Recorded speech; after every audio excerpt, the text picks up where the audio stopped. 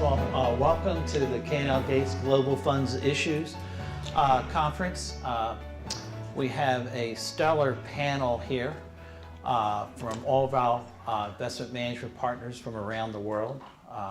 They have flown to Boston. Some of them came through New York, visiting many of our clients, and they're going to talk to us about all the issues firms will face as they try to enter their markets, and also they're going to try to sell their markets. So all of you know that their market is the best one for you to go raise assets for your funds. So we're going to do this in two sessions here. We're going to have 45 minutes talking about the Asian and Australian markets, and then we're going to have another 45-minute session talking about our European markets. Also, I encourage you, if you have any questions, please raise your hands. We have a microphone that will go around, and so everybody can hear you. We're also being videoed, so this will be posted on the website and also sent to some clients who were not able to make it.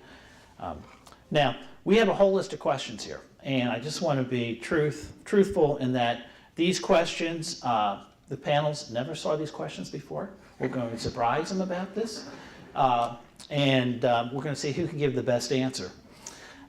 So let me start. What I will do is I'll introduce my partners when we direct the questions to them. Their bio is in the brochure you picked up when you came in. It's all their bios and some information about our global investment management practice. But let's start with our Asia practice. Maybe what we will do, we will start with Taiwan. And in Taiwan, there's my partner, Paul Cassingham. He has a robust corporate and investment management practice in Taiwan. And we do a tremendous amount of fund registration work for many onshore and offshore funds that want to enter the Taiwan market. Paul, let me ask you, let's see, if you're foreign fund managers, what do they have to do to want to enter the Taiwan market? Thanks, Mike. You've said we should try to sell our market, so I should begin by saying that there have been media reports that identify Taiwan as being fund heaven. You'll have to decide whether your concept of heaven has funds in it or not. I'll leave that to each of you. There are several options. Taiwan presents a large market for a country of only about 23 million people. There are over 1,000 offshore funds that have registered there with over 106 billion in investments. In addition, there are about 625 local registered funds with an additional 69 billion in investments. So it is a large market. There are at least four major ways that funds can come into the market. One of the most traditional ways, frankly, over the years has been to simply do the transaction offshore and not register or report to the Taiwan authorities at all. That was popular years ago, is less and less popular now as the authorities have become more regularized in their approach to enforcement. Second, private placements are possible, either to institutional investors or up to 35 other investors. That's basically an unrestricted market in terms of the types of funds that can be offered. Third, there's a registration system for offshore funds to be offered to the public in Taiwan. Applications need to be filed with the Financial Supervisory Commission. Generally, applications take 3 to 6 months to be approved. And a fourth channel that's developed is sort of an onshore-offshore mechanism, if you will. Taiwan has offshore banking units and offshore securities units that, for regulatory purposes, are deemed to be outside Taiwan. And so funds offered through those channels can be offered to non-Taiwan companies or non-Taiwan citizen individuals without going through a registration process. So there's a variety of ways to enter the market, and a number of offshore fund managers have found it a very lucrative place to do business. Okay. Any questions from the audience for Paul? Well, let's go to the Middle East. When I say we're talking about Asia, the Middle East is not part of Asia, but the Middle East is very important because I'm sure all of our clients are saying, there's all that sovereign wealth money, all that oil money in the Middle East. How can we go get it? Can I just fly in and do a pitch and fly out? Now, let me ask Natalie Boyd, who's my partner in our Dubai office, who's going to basically give us the do's and don'ts of how you can try to present your funds to some of the sovereign wealth and other asset providers there. And Natalie, what would you tell clients to do? Thank you, Mike. I think the first thing I would advise you not to do is to fly in and fly out of the Middle East and essentially do what we call suitcase banking. I think it's a common anomaly that the Middle East is just a region, and it's not recognised by those outside the Middle East that actually there are a number of different jurisdictions which have different legal and regulatory systems, and including in some of those countries such as the UAE and Qatar, there are two different regimes. There's an onshore regime, there's an offshore regime, and then they have their own separate regulators. The Middle East is becoming increasingly heavily regulated, and I'm aware that as all of my colleagues in the Middle East, that the vast majority of our clients who are not licensed in the Middle East do operate on this fly-in, fly-out basis. And it's important to understand that a number of the regulators aren't accepting that anymore. The United Arab Emirates have recently introduced two sets of regulations specifically governing the marketing and offering of funds and portfolio management services. The portfolio management regulation came in January of this year, and essentially it prevents foreign firms from doing any marketing or offering in the UAE unless those activities are with sovereign wealth funds or on a reverse solicitation basis. So we are seeing regulators starting to issue specific regulation targeting foreign firms who are heading into the Middle East without being licensed in those jurisdictions. Similarly, Saudi Arabia is probably seen as the most highly regulated jurisdiction in the Middle East, and the Saudi authority, the Capital Market Authority, has gone to the extreme of posting a warning on its website, warning foreign firms off from going into Saudi Arabia without being there in the presence of an authorised firm under the Capital Markets Authority regulation. So the first don't is please don't fly in and out of the Middle East without at least speaking to legal counsel with regards to the potential risks that are prevalent there for you doing so. Because even if you don't have a corporate presence in those jurisdictions, you're not immune from sanction by the regulators. The regulators are entitled to fine you, they are entitled to report you to the home regulator, and there have also been instances in Kuwait over the last couple of years where bankers have been held at the airport in Kuwait. So I'm not trying to scaremonger, but just exercise caution when your salespeople are going into the Middle East.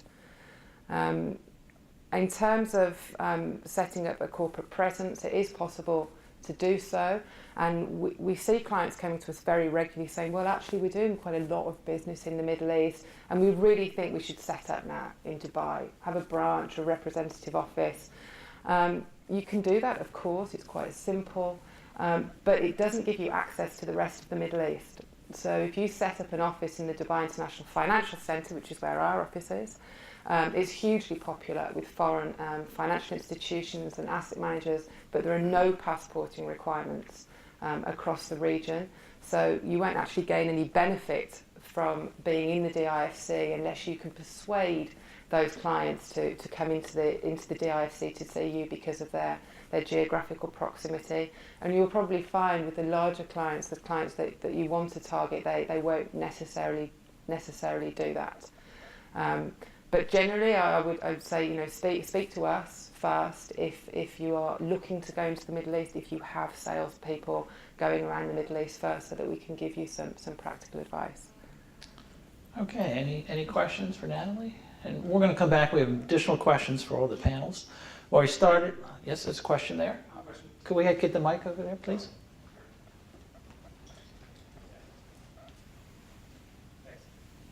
Did your comments relate not only to the placement of securities in the Middle East, but to the station of advisory services, or is there a different regime?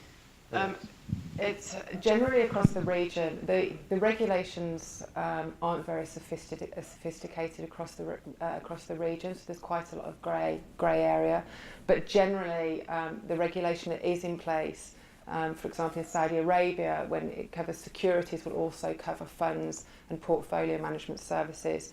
The anomaly, as I mentioned earlier, is the UAE, where specific regulation has been brought in to address portfolio management and fund offering activities in the UAE outside the Dubai International Financial Centre, but that's where all of the potential clients are anyway. We have a very good relationship with the head of licensing at the regulatory authority, ESCA, and it's interesting, he said that ESCA's take on this is that they want to encourage foreign firms to come in and set up in the UAE as opposed to flying in and flying out. But in practical terms, that's a difficult objective for most foreign firms to achieve, not just in terms of logistics, but cost in connection with licensing and employees. You have to have a minimum number of employees and AML and compliance officers. So I'm not sure that the regulatory changes will necessarily get ESCA there. Okay, any other questions for Natalie?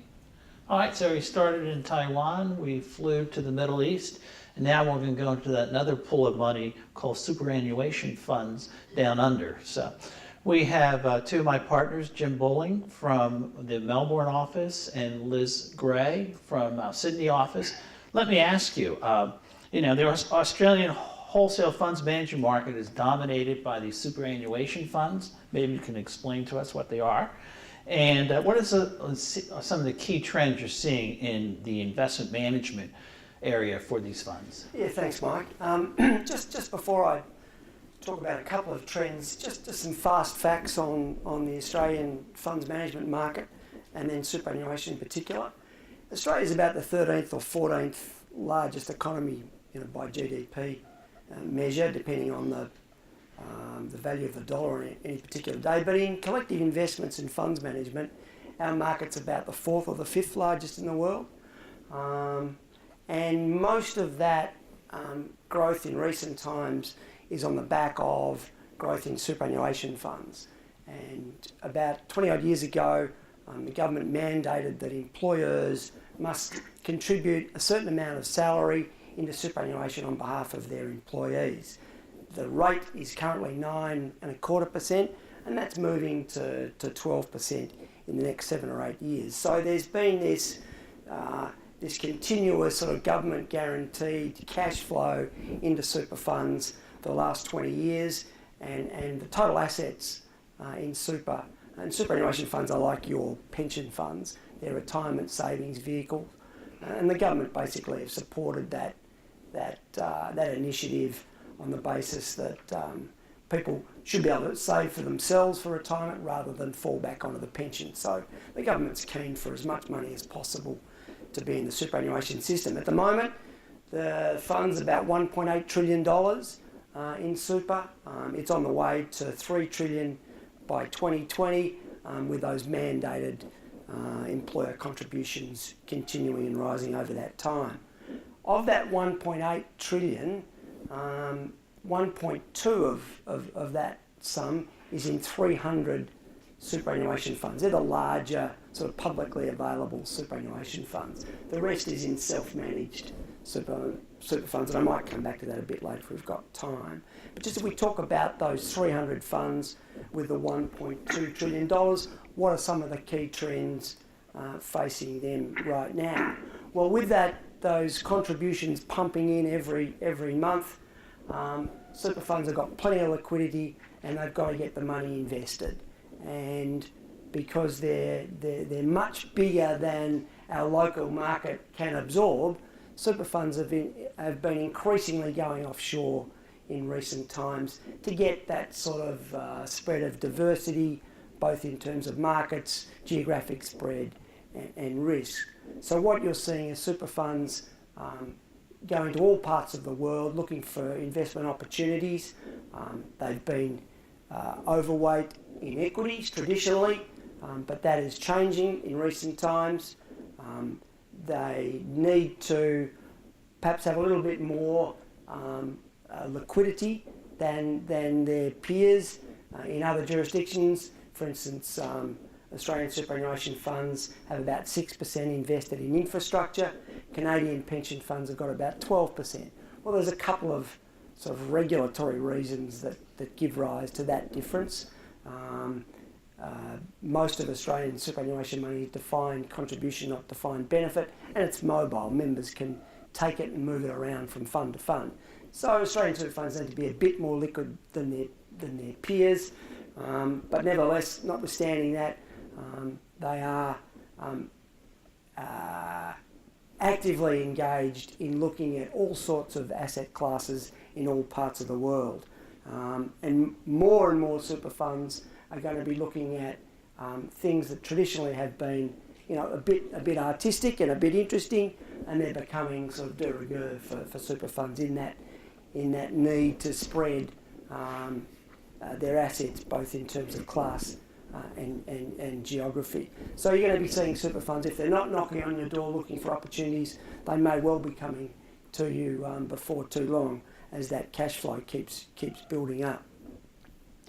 Second thing to think about going forward is that the growth in super fund assets has been pretty rapid, and the government has realised, our local government and regulators have realised that the prudential and governance regime that applies to super funds needs to lift a little bit because of the huge sums involved and the big risks to consumers' savings and the government's pension liability going forward. They need to take extra steps to ensure that those super funds have been invested safely. And they've recently introduced some new prudential standards and new governance standards, and they're asking super fund trustees to pay much more attention to due diligence on managers, due diligence on investments. They're asking super funds to inquire of their managers about liquidity, stress testing, more monitoring, more risk assessment. So what super funds are gradually doing, these new prudential standards commenced during the middle of last year, so they're still relatively new. And what we're seeing is super funds gradually getting around to talking to their managers, getting involved in conversations about how their managers can deliver to super funds more of this sophistication in terms of dialogue, engagement, due diligence, stress testing, etc., etc. So those managers, those of you who already have super funds as clients, you might have already seen them knocking on your door and saying, we need to do something on the investment management agreement, we need some more information, we need some more reporting. If that hasn't happened, it probably will happen before long, because they need your assistance in order that they can comply with these new regulatory requirements, which are still new, but are becoming more embedded as the months pass. I suppose the third trend, Mike, is that the government conducted a review of the superannuation system in the last couple of years. And one of the things that they found during the course of that review was that super funds might have been paying, super fund investors were paying fees which were too high, and they were paying for things that they didn't need.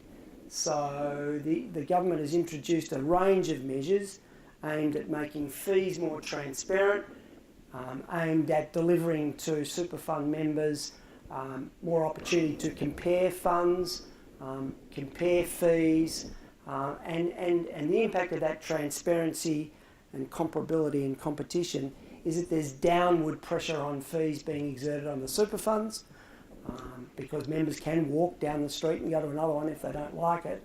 And that downward pressure is sort of playing out with service providers as well. So the Australian market's been pretty good margin-wise for some considerable time and very popular with fund managers from all over. But fees are coming under pressure, and those of you who do have relationships with super funds might be involved in conversations before too much longer around, what can be done on fees, and are there potential reductions. And of course, it's a competitive market, and presumably super funds have got some leverage, so those conversations ought to be interesting. Liz. You've covered a lot there, Jim. I think from an asset manager's perspective, what I would add, the mandated growth that Jim has spoken about and the need for the super funds to be investing offshore means we're seeing a lot more interest by the super funds I'm seeing a lot more interest by the super funds in global fixed interest strategies, global equity strategies in particular. Emerging market strategies are particularly Asian emerging market strategies. We're also seeing more interest in global private equity real estate type deals, and also global infrastructure. So that's where the money is looking to at the moment. And because of that, a trend that is really playing out in the Australian market over the last couple of years is a decrease in the number of Australian boutique managers and a much greater presence by the global asset managers in Australia. The assets under management being won by the global managers in Australia is really kicking up, and it's playing out in the statistics. Okay, so we heard a little bit about superannuation funds. Are there any questions? All right, so let's go back up to Asia, and we're going to ask a question to Chulai Tan, who's my partner located in a Hong Kong office, but Chulai also does a lot of work for those who are interested in entering the Singapore markets. And also she does a lot of work with our two mainland China offices in Beijing and Shanghai on those who are interested in trying to enter the PRC, or the mainland China's market. Chulai, let me ask you, the classic questions we get all the time is Hong Kong or Singapore? Which one do you think is the better country to set up? Thanks, Mike, for that. It's probably going to be a moot point for a lot of people now, especially because Hong Kong and Singapore, they're only 3 hours flight apart. So it really, in terms of the merging of borders, etc., it doesn't matter as much anymore. Traditionally, it used to be Hong Kong was always seen as the financial capital of Asia, and that if you really wanted to be seen as a member of the elite, you would set up your Asian office in Hong Kong. But Singapore, certainly over the last 10 years or so, has been catching up in terms of how market savvy its regulator, the Monetary Authority of Singapore, is. For a lot of boutique funds, they've found that setting up in Singapore is much more cost effective for them. And if they actually set up in Hong Kong, because of the high rental, it used to be that the costs were so prohibitive unless you had a long-term plan and a really good investor base that you could rely on for a long-term period. You really didn't want to test out your new office in Hong Kong before knowing for certain that it was going to be sustainable. The other thing about Singapore as well, a lot of people have been finding out the certain products that are more sellable from Singapore include things like fixed income products, more boutique products that might not necessarily fly in Hong Kong. But again, increasingly that's becoming not so much of an issue anymore, because Hong Kong is coming to the fore with fixed income products that are based directly on PRC assets. And that's something that not a lot of Singapore fund managers can do out of Singapore. I think the thing is really, it comes down to, number one, who your target market is in terms of your investors. Who do you want to target? If you are a fund manager wanting to target investors in North Asia, and particularly PRC, if that is going to be a substantial part of your market, you really should be based in Hong Kong, because the best deals, the latest deals, the most updated information is always going to flow through Hong Kong first. For a PRC-focused fund manager, the fact remains Hong Kong is seen by the PRC government as its guinea pig in a way, in the sense that really, if you wanted to try something out, but you didn't want to take the risk of it blowing up in your face, you could test it out in Hong Kong first. If it didn't work, you could pull it back, and there wouldn't be a big issue. If you tried it somewhere else, well, if it blows up in your face, sorry, it's out of your hands. So Hong Kong was really where the PRC has tried, first of all, to release its restrictions on the renminbi. It's tried things like the QFII and RQFII programs, for example. Many of the, for example, the first dual listings, like the Hong Kong A shares, its shares, and the PRC A shares dual listing programs, would have been done in Hong Kong first. So because of that special relation that Hong Kong has with the PRC, if the PRC forms any part of your market, any part of your marketing strategy, you would really want to be in Hong Kong. From the Singapore perspective, that's not to say it doesn't have its own individual characteristics that are special to it as well. People are finding that if you had a particular interest in South Asian assets, raw materials, things like timber, rubber, tin, oil palm, which is traditionally seen as a Southeast Asian speciality, Singapore would be very good for you. Also the fact that there are a lot of incentives for smaller boutique funds. So the cost of you trying out something in Singapore, and if it fails, not being burnt terribly, would be a lot less in Singapore. From another perspective as well, the service providers that you would find out of Hong Kong and Singapore, they themselves are very special as well. Because in Hong Kong, again, due to the whole relationship with the PRC, you would have a very strong workforce that's very familiar with PRC regulation, banking procedures, among other things. And also, because pre-97, when everyone wasn't certain how the PRC government taking back Hong Kong, how that would affect the laws in that country and how things would be done, they set up a lot of very interesting structures involving offshore companies in the Bermuda, BVI, and Cayman particularly. Jardine Matheson, for example, was the one who started the whole trend towards Bermuda companies. So that in the stock exchange in Hong Kong, almost 70% of the companies listed on the Hong Kong Stock Exchange are actually incorporated in the Bermuda or the Cayman Islands. So you have Cayman offshore lawyers out in Hong Kong with offices, working Hong Kong real time. You have Bermuda lawyers in there. You have very sophisticated personnel. You have custodians, administrators who are very familiar with the processes of dealing with offshore clients, offshore funds, structuring it from a tax perspective so that you can take advantage of the tax breaks that are available for these structures. In Singapore, I think when you speak to the service providers, they're more used to a purely Singapore structure, which is fine if it works for you in terms of who your target market is again and who you're investing, who your investors are. But perhaps if you wanted to try a more sophisticated structure, you might find it not as easy to deal with because people aren't familiar with the product, people aren't familiar with the issues. So in some senses, you might find that that may not be as efficient as well. And ultimately, I think for a lot of people, it comes down to a lifestyle choice as well. Because as I said, it's 3 hours away. There are people who actually fly and do that route. Sunday night, I take the plane from Changi. I'm in Hong Kong International Airport, 11 o'clock at night. There is also a red eye that you can do at 2 o'clock in the morning from Changi. Get into Hong Kong at 6 o'clock Monday, work all week, Friday night, jump on the 11 o'clock from Hong Kong, you're back in Singapore. And people actually do that on a regular basis. And they find that that's a nice alternative for them because I think from a lifestyle perspective in terms of schooling, education, actually just having your son know how to climb a tree, for example, people prefer Singapore. It's healthier, it's child-friendly, it has spaces, you can run around in trees. Are you part of the Chambers of Commerce? But I will quote one of my partners who I'm actually looking at right now. Singapore is so perfect that it's actually a little bit boring.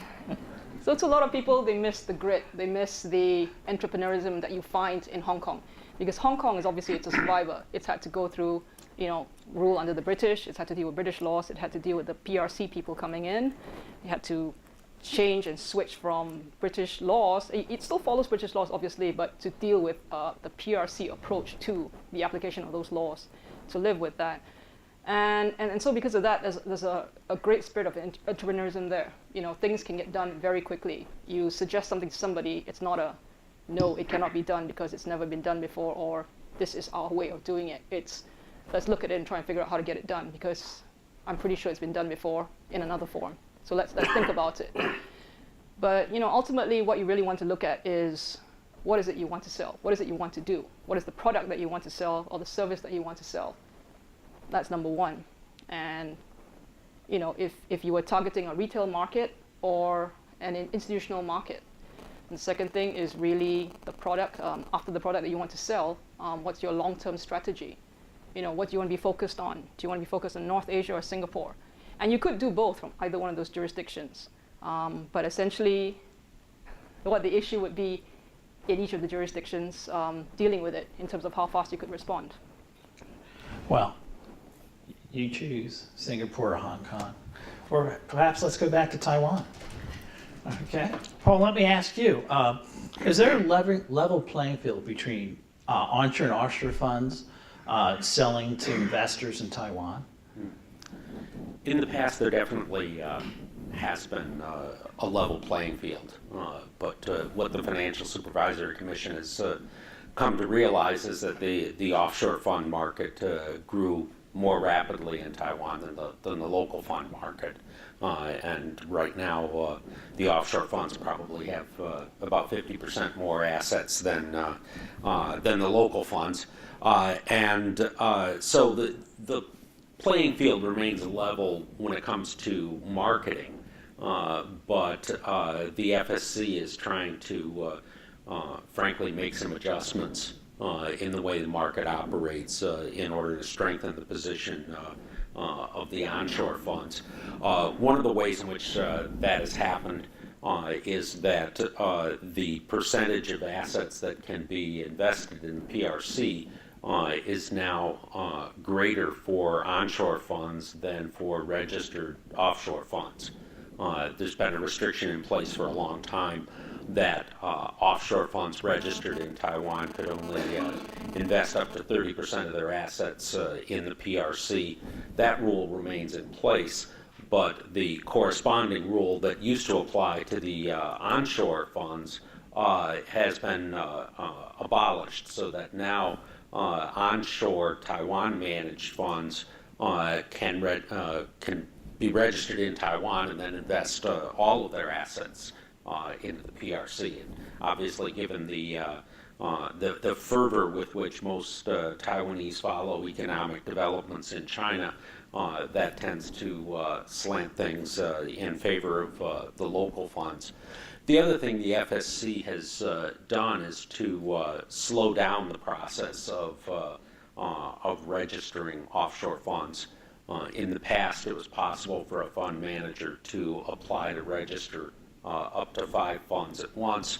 That then was reduced later to 3, and now has been reduced to 1. So for fund managers that are already in the market, they can continue to bring in 1 additional fund at a time. But obviously that makes the market quite a bit less attractive for a manager who doesn't already have a family of funds registered. So I would say that from a marketing perspective, the offshore funds remain very popular and don't face discrimination from the regulators, but the FSC is trying to readjust the balance slightly in favor of the onshore funds. Okay, well, Natalie, you just told us about the do's and don'ts going into the Middle East and various highly regulated markets. But what happens if it's done on a reverse solicitation basis? One of the investment authorities has an RFP that you respond to, or perhaps when their consultants contacts you about going in and presenting your skills and your products to some of the sovereign wealth funds. What do you? Can you just go in without registering, or what's the best way to respond Thanks, to mate. that. I think my answer to that is it depends on which country you're going into. Certainly in the United Arab Emirates now, with regards to funds and investment management services, my answer would be yes, reverse solicitation is acceptable. You don't need to be licensed in the UAE. You don't need to have your fund registered in the UAE. You don't need to go through a local placement agent in the UAE to be able to do so. But interestingly, the regulations don't specifically refer to reverse solicitation being an exemption. This results from a conversation that I and other practitioners have had with the regulator, ESCA, in the UAE, and they have verbally confirmed that reverse solicitation is acceptable. Of course, the difficulty is then, well, what exactly does reverse solicitation mean? I spoke a few weeks with the head of licensing about the practicalities of dealing with reverse solicitation, and ESCRA have agreed that the approach that you should take if you're relying on a reverse solicitation basis is to ensure that if you go into the country, you only have general meetings, and then that you receive an email or a telephone call requesting specific marketing materials, requesting you to come and have a meeting to discuss specific products or strategies, and to keep a copy of that email, just in the event that if ever that deal went live and there was an issue with mis-selling, etc., there would be a paper trail, or I suppose not a paper trail in terms of telephone calls, but there would be evidence that reverse solicitation had taken place, and which hopefully would exculpate you in front of the regulator. Most other jurisdictions will say to you, well, you can still operate it on a tolerated practice basis. Reverse solicitation is actually okay, as long as you're not spending too much time in the country, you're not targeting retail investors. Other than Saudi Arabia actually says that the CMA says that it doesn't recognise reverse solicitation, other than with regard to specific types of clients such as SAMA. I've heard from a number of clients now that SAMA says that it has a special exemption from the Capital Market Authority that isn't actually being published on the Capital Market Authority's website, but my understanding is that SAMA is issuing letters saying that it's exempt, so they would fall automatically into reverse solicitation. But in terms of practicalities, reverse solicitation is heavily relied upon across the Middle East, and I would say a vast number of firms that are doing business from outside the Middle East with the Middle Eastern counterparties are relying on reverse solicitation, otherwise they wouldn't be able to do any business at all without being licensed there. As I said earlier, I think just exercise a degree of caution and prudence in terms of documenting your relationships with parties on a reverse solicitation basis. Okay. Liz and Jim, let me ask you, a lot of U.S. managers are interested in entering your markets. What type of registration or regulatory issues are going to have to deal with? Sure.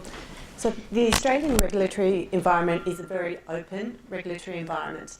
So we have a harbour bridge, we have an opera house, and an open regulatory environment. And that is because we need offshore managers for the Australian superannuation funds. So there's a couple of different ways of entering the Australian market. You can do a fly-in, fly-out model, and you don't need to meet very much on a regulatory front if you do that. You might win a mandate, but you're probably not going to get much more traction than that.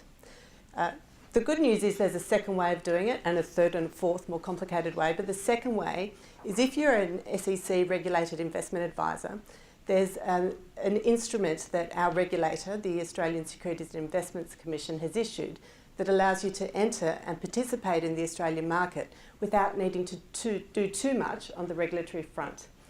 So you need to register yourself and do some paperwork, but it's not an approval process. If you go down that path, you can do a lot with the institutional, what we call wholesale market in Australia. You can market your offshore strategies and you can bring your offshore funds to the institutional market in Australia. And you can get a lot of traction, and my experience is most offshore managers for the first couple of years will go down that path when they're testing the waters to see if they're going to be successful in the Australian market. Then what we usually see is when a manager is successful in the Australian market, they'll take the next step And that next step will usually be to establish an office in Australia. The office will usually be main office in Sydney and a distribution office in Melbourne. Tell me if I'm wrong, but that's our experience. And what that will require from a regulatory perspective is to obtain something called an Australian Financial Services Licence in Australia. And then there is a lot you can do under that licence, again, marketing your offshore strategies. What you won't be able to do with a simple licence is to establish your own funds. So if you want to then go down the next path of establishing either Australian feeder funds into your offshore funds or establishing direct investment funds using mandates with the offshore team, the regulatory environment does step up quite significantly. So you'll need a much more sophisticated licence that has semi-prudential requirements attached to it, quite significant disclosure obligations to be met, and ongoing compliance, risk management and insurance obligations and conduct obligations. So it really depends on what sort of investment you want to make into the Australian market as to the regulatory burden that will be attracted to that. Okay, we have, let's go to July now. And we've all heard how the PRC is expanding the openness of its markets. And they have announced that there's some favorable treatment to firms that are opened up in various countries, including Hong Kong, London, the UK, and other countries. But it all goes to these crazy initials. I don't understand QFII and RQFII and all these other things. Could you explain what this all means to us and what's advantages to an investment manager that wants to sell its interest, its funds to in the PRC to within the country? I think traditionally, just to give you some history on why this is actually such an important initiative, is that the PRC securities market has always been restricted. But at the same time, the returns on it have actually been pretty astounding by international standards. The problem is that if you were a foreigner and wanted to access that market, really prior to the QP program, sorry about that, I did press it before, but apparently it doesn't work for me. So yeah, so for the QP, I mean, prior to the QP program, there was no way for you to invest directly as a foreigner in the PRC market, except perhaps through synthetics and derivatives products that were based on the PRC market. And then they introduced the QP program in the early sort of mid-2000s, 2005, 2006, which is actually short for the Qualified Foreign Institutional Investor. And if you were an institutional investor with an interest in investing directly in PRC securities, you could sign up with that program if you were located in a jurisdiction which had signed an MOU with the PRC.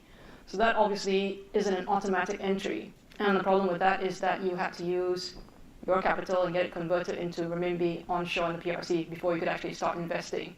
So that obviously meant you had to jump through a whole bunch of hoops before you could actually get to the actual security itself. In 2011, they introduced the RQFI program, which is short for Renminbi Qualified Foreign Institutional Investor. And this came about as a realization of the fact that there was a huge amount of offshore renminbi floating outside of China that couldn't go back into China. And I think from the PRC government's perspective, there was no point, if they couldn't actually control that offshore renminbi market, they could at least take some benefit from it by introducing this RQFI program, which allows an eligible investor who's actually met certain requirements to invest directly in PRC securities onshore with offshore renminbi. So I think many of you have heard of the dim sum bond market, in which a lot of offshore renminbi was raised using through the issue of bonds out of the PRC. But with all that offshore renminbi floating around, what could you do with it before? So this is actually a great channel for it to flow back in. And what's interesting about this RQP program is that it is much, much more flexible than the QP program. It allows investors who actually qualify and obtain the license and quota for this to invest onshore in the PRC and repatriate their proceeds on a daily basis. There were restrictions in terms of how much you could actually invest in the PRC, how long it actually had to be maintained in the PRC, and the approvals that you needed to get from various regulatory authorities before you could pull it out from the PRC with the old QFE program, which is still in existence, obviously. But with the RQFE program, if you structured your transaction, you structured yourself as an open-ended fund and apply for that quota, you could actually repatriate on a daily basis. You could recycle your quota once you took your money out of the country. You could actually put it back in again through offshore renminbi, and you didn't have to worry about having to convert it onshore the way the QFE investors had to. So in that sense, it actually provides you with an opportunity to, if you do not want to invest directly in the PRC securities yourself for your own benefit, you can actually structure a fund and work with offshore investors who couldn't access those PRC securities themselves as well. Structure it as a fund, and actually as a fund manager, set up a fund that's based purely on PRC securities. And as I was mentioning earlier on, fixed income, that's one of the things that a lot of people want to access in the PRC because the returns have actually been spectacular. The onshore PRC bond market has actually given much better returns than the offshore bond market. So we're seeing, for example, interesting derivatives of that in terms of onshore bond market, bond funds based on PRC onshore bonds that are actually listed on the Luxembourg Stock Exchange, or listed on New York Stock Exchange, for example. There are 3. ETFs based on that, for example. The Luxembourg regulators actually approved an RQFE fixed income, pure fixed income fund. So it's actually interesting derivatives of this. And what's interesting is that so long as you're licensed in any one of the relevant jurisdictions with an asset management license, so you don't have to be a resident of the country, you just have to have an asset management license from any one of these relevant jurisdictions, you can actually qualify to apply for the license. So those jurisdictions right now are actually London, Singapore, and Hong Kong. Taiwan was also announced as well last year, but from a Taiwan local regulatory perspective, they haven't put in the regulation in place to deal with that now, because you have to work not only with CSRC, which is the PRC securities regulator, you have to work with the local regulator in any one of those relevant jurisdictions where you want to apply for that license. So the new one that was just announced is Paris, but it's in the same situation as Taiwan right now in that you need the local regulators to come up with a regulation for that. And Luxembourg is gunning for the next, to be the next one to be eligible for this status as well. And I guess from that perspective, it's a very interesting concept to look at, because previously where you had to worry about home domiciliation, place of business and things like that, so long as you qualify for an asset management license in any of those relevant jurisdictions, you could actually be eligible to apply for this RQFE license. And what that means for a lot of people is that instead of having to deal purely with PRC regulation, which is quite unclear, much of it is just guideline, and there's nothing really set in stone insofar as that's concerned. You can actually deal with the local legislation, just worry about getting the qualifications for an asset management license. So that makes things easier, I think, in many senses, and allows you access to a market that was previously closed off to you with fund money, obviously in terms of fund management services, working with investors that may not necessarily be PRC investors, but still are interested in accessing PRC assets that they themselves cannot access. That creates this whole new market, and it's very interesting derivatives, very interesting ways of doing it in terms of accessing money through, say, the New York Stock Exchange, through various other stock exchanges. All right. We are basically done with the panel, but before we let them go, does anybody have any questions? Okay. Well, I want to thank all my panelists here. Thank you very much.